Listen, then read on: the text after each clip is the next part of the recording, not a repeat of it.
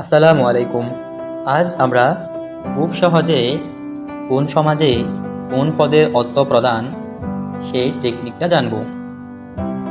আমরা জানি সমাজ 6 প্রকার: বহুব্রীহি, দ্বন্দ্ব, অব্যয়ীভাব, দ্বিগু, কর্মদ্বারয়, তৎপুরুষ সমাস।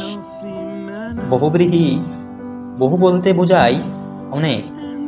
একসাথে অনেক মানুষ কথা বললে কারো কথাই শোনা যাবে না, অর্থাৎ কোনো পদই প্রধান নয়। 2 নাম্বার, দ্বন্দ্ব সমাজ। দ্বন্দ্ব মানে ঝগড়া। ঝগড়া লাগতে একজনের বেশি অর্থাৎ 2 জন মানুষ প্রয়োজন। তাই আমরা বলতে পারি দ্বন্দ্ব সমাজে উভয় পদই প্রধান। 3 নাম্বার, অব্যয়ীভাব।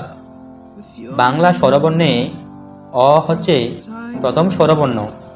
তাহলে আমরা বলতে পারি প্রথম মানে পূর্ব।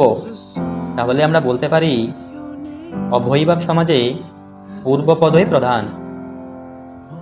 দ্বিগু, দ্বিগুর দ্বিতে দ্বিতীয়, অর্থাৎ পরপদ প্রধান।